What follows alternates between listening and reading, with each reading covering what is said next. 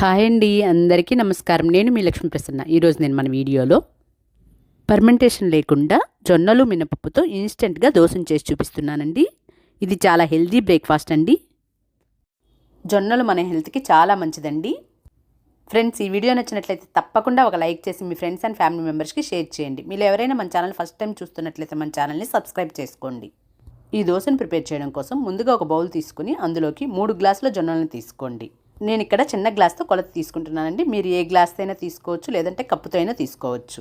అలాగే అదే గ్లాస్తో 1 గ్లాస్ మినపప్పును తీసుకోండి.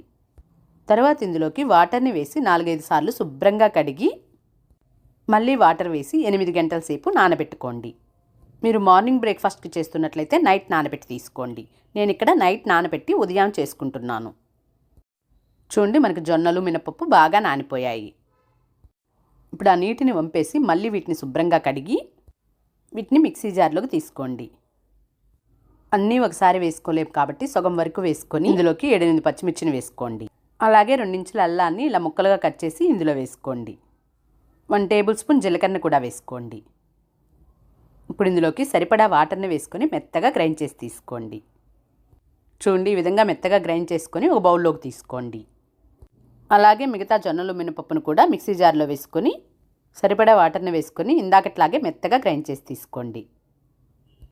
ఇలా గ్రైండ్ చేసుకొని ఇందాకటి బౌల్లోకి వేసుకోండి. ఇదంతా కూడా బాగా కలుపుకొని అవసరమైతే మరికొన్ని వాటర్ని వేసుకొని దోసపిండి కన్సిస్టెన్సీ వచ్చే విధంగా కలుపుకోండి. చూడండి, కన్సిస్టెన్సీ అనేది ఈ విధంగా ఉండేటట్లు చూసుకోండి.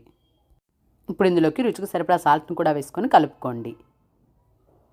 ఇప్పుడు దోశ వేసుకోవడం కోసం స్టవ్ పై పెనం పెట్టి అందులోకి కొద్దిగా ఆయిల్ని వేసి ఇలా ఉల్లిపాయతో రుద్దుకోండి. ఇప్పుడు పిండిని తీసుకొని ఇలా దోశ పెనంపై వేసుకొని ఇలా స్ప్రెడ్ చేసుకోండి.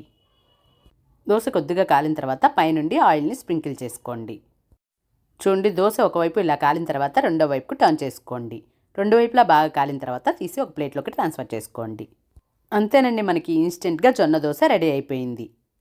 నచ్చిందా? మీరు కూడా ట్రై చేసి ఎలా వచ్చిందో మీ ఫీడ్బ్యాక్ని కమెంట్ చేయండి. Please like, share, subscribe. Thank you for watching.